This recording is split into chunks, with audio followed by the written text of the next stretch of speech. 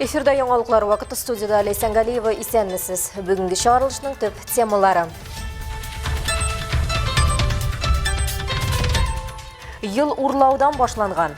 Әлмәттә шит кеше картасындагы акчаны туздыру буенча суд эше карала. Признать виновным в совершении преступления по пунктам Г часть 3 статьи 158 Уголовного кодекса Российской Федерации, назначить ей наказание в виде лишения свободы.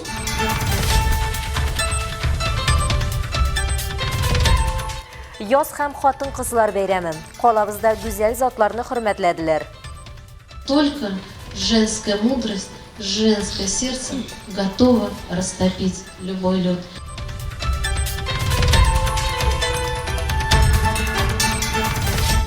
Үткәнен белгәннең киләчәге бар. Укучылар бөек ватан сугышы геройлары белән таныша. Елның башыннан biz үзебезнең хезмәтебезне шушы юнәлештә башлап җибәрдек. Бу безнең батырлык дәресе дип атала.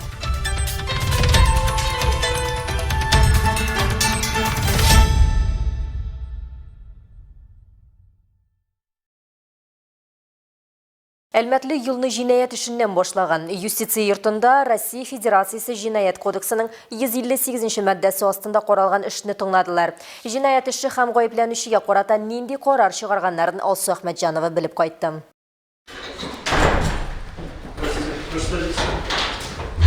Ул шит кеше картасындагы акчага яшәмәкче булып караган. Судта гаепләнүче эскәмиясендә агымдагы елның 1 гыйнварында законсыз рәвештә баю максатыннан банк картасын алган Әлмәт районында яшәүче ханым. Кеше акчасына кибеттән продуктлар ала, танышының машинасына ягулык сала. Картасын югалтучы ир-ат Әлмәттә яшәүче булып чыга.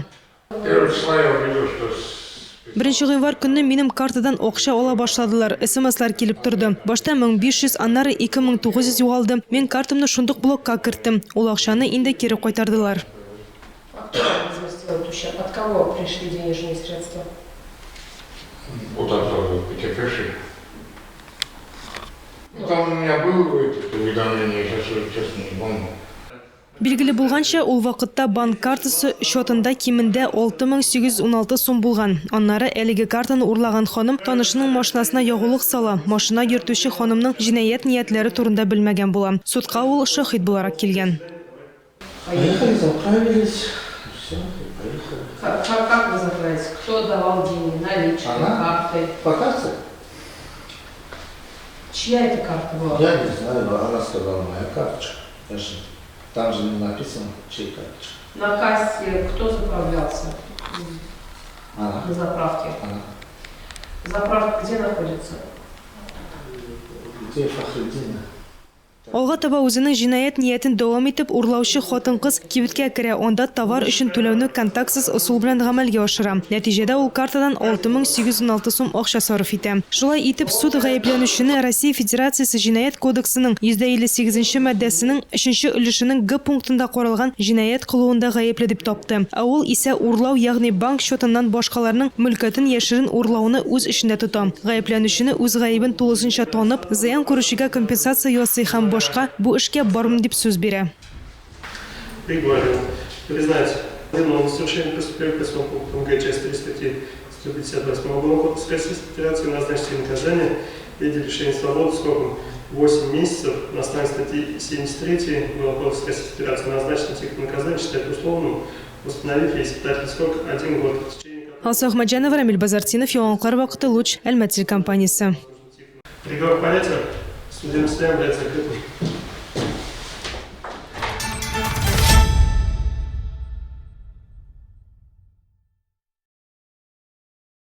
Казанның Корстың кунакхана сәүдә күңел ачу комплексында ел хатын кызы, ел ир-аты хатын кыз карашы бәйгесендә җиңүчеләрне атадылар. Бәйге 3 этаптан тора һәм хатын кыз ана, хатын кыз галим, хатын кыз лидер кебек 10 номинацияны үз иченә ала. Шулай ук хатын кызлар игелекле йөрәк һәм ир-ат лидер номинацияләрендә җиңүчеләрне сайлады. Араларында әлмәтлеләр дә бар. Тулырак алдагы материалда.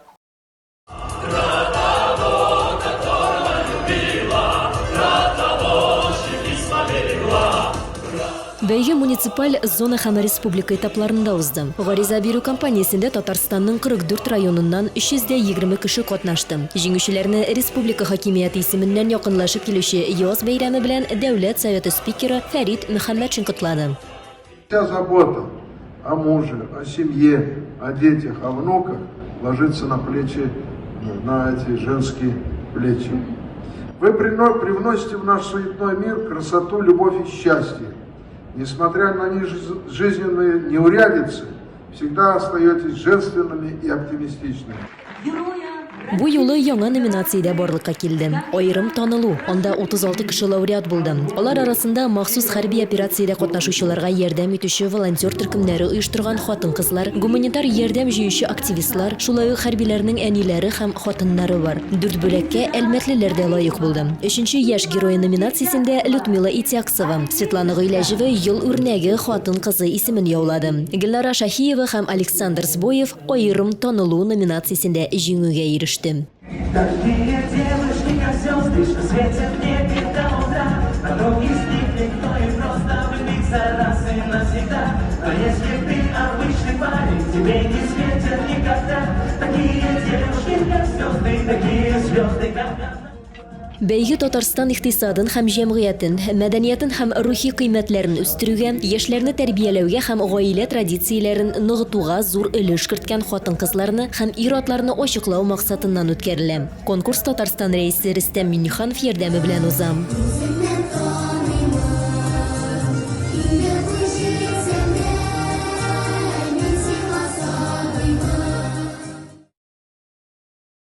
Яз 8 март халыкара хатын-кызлар көне белән ассоциацияләнә. Бәйрәм алдыннан Нефтче мәдәният сараенда узган концертта игелекле, кыю һәм бер үк вакытта нечкә күңелле хатын-кызларны хөрмәтләделәр. Бәйрәмдә безнең төшерү төркемендә булып кайтты.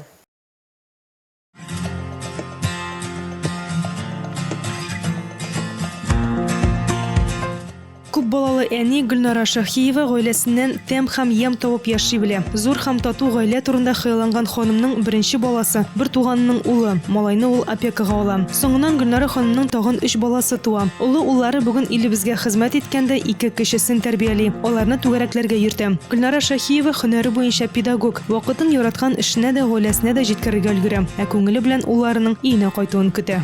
Многодетная семья, у меня 4 детей. Күп балалы гаиләбез, улы улым хәзер хәрби хезмәттә, икенче улым да солдат. Тагын 2 кеше балам бар, алар мәктәптә укый. Бәйрәм алдыннан барыгызга да сәламәтлек, тыныч күк телим. Балаларыгызның уңышларына сөенеп, мәхәббәттә һәм бәхеттә яшәргә язсын. Мирного неба. Пускай дети радуют успехами. И вообще любви, счастья. Женщина-мать. Гөлнара ханым ел хатын-кыз бәйгесендә катнаша һәм анда җиңүче була. Хатын-кызлар бәйрәм алдыннан аңа чәчәк бәйләме һәм диплом тапшырдылар. Яшәргә, синең белән бер йортта яшәргә, назлы сүзләр белән дәшәргә, бары син миңа кирәк. Концерт программасы Шанс бию мәктәбенең чыгышыннан башланды. Бу язның беренче бәйрәме сөекле ханымнарга чын күңелдән рәхмәт һәм соклану сүзләрен җиткерүнең тагын бер искиткеч сәбәбе дип әйтеп, үз чыгышында район башлыгы вазифаларын башкаручы Роза Афлатунова. Я хочу в Международный женский день пожелать всем женщинам самое главное – крепкого здоровья, самое главное – сил и энергии, на того, чтобы вы любили себя и этой любовью окружали всех родных и близких, которые вокруг возле вас. Потому что только женская мудрость, женское сердце готово растопить любой лед. Бәйрәм бүләкләү тантанасы белән дәвам итте. Татарстан Республикасы рәисе указы белән балаларны тәрбияләүдә һәм гаилә традицияләрен ныгытудагы казанышлары өчен йорт хуҗабикәсе 6 бала анасы Гөлия Хайруллинага ана даны медале белән бүләкләнде. Шулай ук Татарстан Республикасы министрлар кабинеты рәхмәтенә Илмира Хәсәнова лаек булды. Кишуй авыл җирлеге башлыгы Галина Туманова Россия Федерациясендә җирле үзидарәне үстерүдә казанышлары өчен мактаулы билге белән бүләкләнде. И, конечно же, фото на память. Алса Ахмаджанова, Рамиль Базартинов, Яңалкар вакыты Луч Әлмәт телекомпаниясе.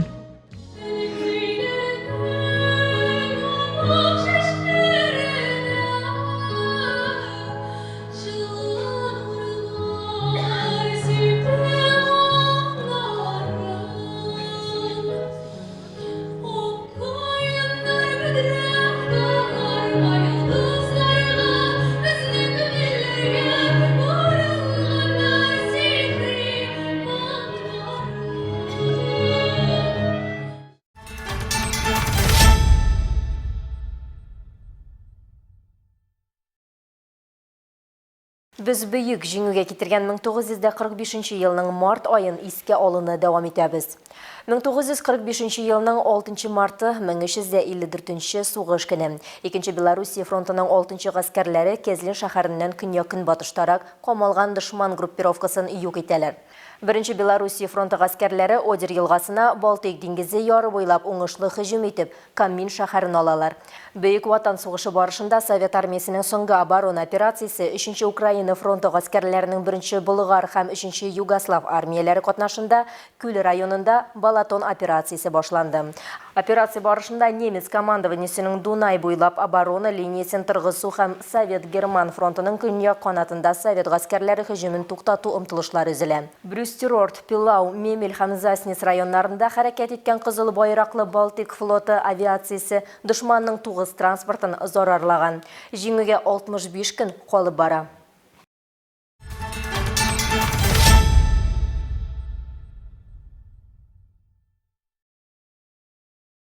Бөгелмәнең татар мәдәният үзәгендә укучылар өчен батырлык дәресләре оештырганнар. Әлеге дәресләрдә укучылар бөек ватан сугышы геройлары, язучылары белән таныша. Алар бай эчтәлекле видеоматериал карыйлар, әңгәмәдә катнашалар. Тулырак Айгөл Шәрәфиева материалында. Батырлык дәресе Фатих Карим иҗатына багышланган. Ул 1941-45 еллар арасында 9 поэма, 2 повесть, 1 драма әсәре һәм 100дән артык шигырь иҗат иткән шәхес. Фатих Карим поэзиясендә сугыш чынбарлыгының катлаулы фәлсәфәсе, фашизмга каршы җанын кызганмыйча көрәшкә күтәрелгән, гади солдатның сугыш кырындагы батырлыгы, эчке кичерешләре, ватандарлык хисләре сурәтләнә. Бу шагыйрьнең солдат землянкалары, окоп шыкларында иҗат иткән лирик шигырьләре. Балаларга әлеге батырлык дәресен татар мәдәният үзәге хезмәткәрләре оештырган. Быелгы ел батырлык елы һәм патриотизм елы дип игълан ителде. Аны инде барыбыз да беләбез. Шулай булгач, елның башыннан без үзебезнең хезмәтебезне шушы юнәлештә башлап җибәрдек. Бу безнең батырлык дәресе дип атала. Батырлык дәресенә менә күргәнегезчә бүген безнең өлкән класс егетләре, кызлары килде. Алар бик зур игътибар белән һәм ихтирам белән тыңлап тордылар Фатих Каримның иҗатын. Батырлык дәресе очрашуына Хади Атласы исемендәге 14нче гимназия укучылары килгән. Монда очрашулар укучыларны реаль картиналар белән таныштыра. Чын патриотларның сыйфатларын түгел аңлатып бирә дип сөйли педагоглар. Әдәбият дәресләрендә бигрәк тә менә шул шагыйрь язучыларыбыз, герой язучыларыбызның әсәрләре белән танышабыз. Тормыш юллар турында кызыксынып төрле чаралар үткәрәбез. Бу безгә дә бик кирәкле. Демәк, нур өстенә нур бирә. Тагын шундый батырлык дәресләре булсын иде дигән киңәштә калабыз. Батырлык дәресләре татар мәдәният үзәгендә ел әйләнәсендә дәвам иттереләчәк. Айгөл Шәрәфиева, Ямяхин, Яңалыклар вакыты, Лучер телекомпаниясе. Ознакай муниципаль районы башлыгы Марсель Шайдуллин алдынгылар хәрәкәте Россия балалар һәм яшьләр хәрәкәтенең Ознакай районындагы җирле бүлеге активистлары белән очрашты. Чарада шулай ук районның мәгариф идарәсе начальнигы урынбасары Зөлфия Зарипова, алдынгылар хәрәкәтенең җирле бүлеге рәисе, район башлыгы ярдәмчесе Розалина Габайдуллина катнашты. Шәһәрнең Тау яшьләр үзәгендә узган аралашуны безнең иҗат төркеме дә күзәтте. Ватанны яратырга, кеше булырга, бергә булырга, хәрәкәттә булырга, беренче булырга. Нәкъ менә шушы кыйммәтләргә нигезләнеп эш алып бара алдынгылар хәрәкәте. Очрашу чәй табыны артында җанлы әңгәмә рәвешендә узды. Яшьләр район башлыгына төрле юнәлеш буенча алып барылган эшчәнлекләре турында сөйләделәр. Для начала вообще, что такое Совет Первых? Это орган детского самоуправления. И они есть как федеральный, региональный, местный и школьный. Сегодня я хочу разобрать структуру работы Совета на уровне республики. Район беренчеләре катнашында узган чаралар видео форматта да тәкъдим ителде. Алдынгылар хәрәкәтенең җирле бүлеге рәисе, район башлыгы ярдәмчесе Розалина Габайдуллина алга куелган планнар, проектлар турында әйтеп узды. Район башлыгы Марсель Шайдуллин чарада катнашкан һәр активист белән әңгәмә корды. Сез илебезнең киләчәге, районыбызның, шәһәребезнең патриотлары булып үсегез дип теләде.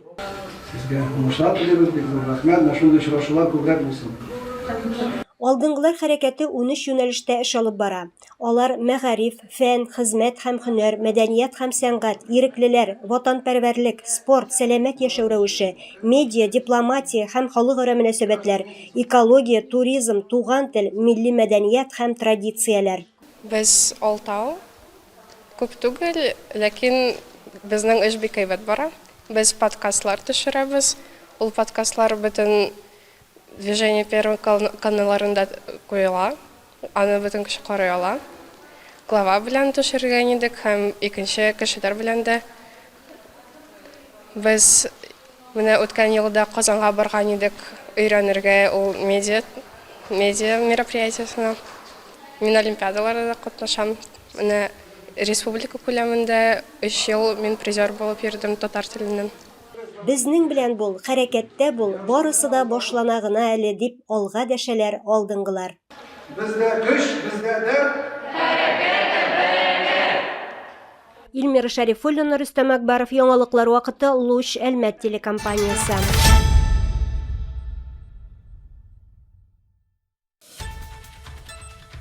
Хөрмәтле тамашачыларыбыз, яңалыклар чыгарылышының туры трансляциясын сез ВКонтакте социаль җилдәренә кереп, Луч Әлмәт төркемендә сәгать кичке 7-дә карый аласыз. Безнең иң кызыклы сюжетларыбызда рәсми аккаунтларыбызда урнаштырыла.